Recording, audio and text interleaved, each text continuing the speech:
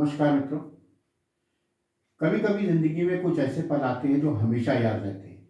भारत यूरोपीय शिखर सम्मेलन के दौरान एक पल ऐसा भी आया था जब मौजूद सभी लोग आश्चर्यचकित रह गए और फिर बाद में जमकर तालियां बजाई गई।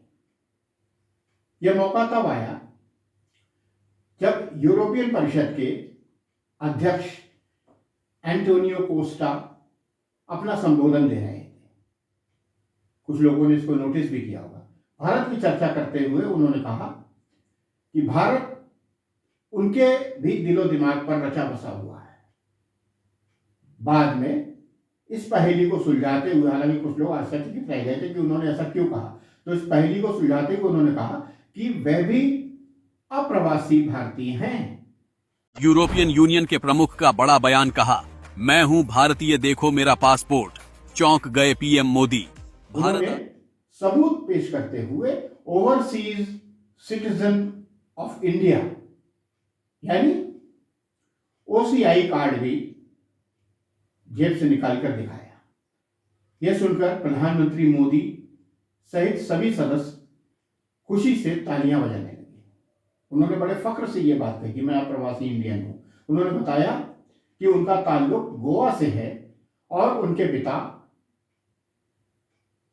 ऑरलैंडो कोस्टा का जन्म गोवा में ही हुआ था। 1961 यानी 1961 में गोवा की आजादी के बाद ऑरलैंडो पुर्तगाल चले गए। एंटोनियो ने कहा कि लिस्बन जाने के बावजूद उनके पिता ने गोवा का मोह नहीं त्यागा और अपने लेखन में अक्सर गोवा का जिक्र जरूर किया। उन्होंने कहा कि मैं यूरोपीय परिषद का अध्यक्ष तो हूं, लेकिन अप्रवासी भारतीय भी हूं और मुझे इसका फख्र है।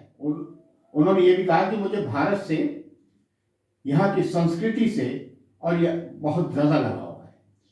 प्रधानमंत्री मोदी सहित मौजूद सभी ने खूब तालियां बजाकर एंटोनियो कोस्टा के इस वक्तव्य का स्वागत किया। बाद में प्रधानमंत्री मोदी ने उन्हें गले लगाकर शुभकामनाएं भी दी।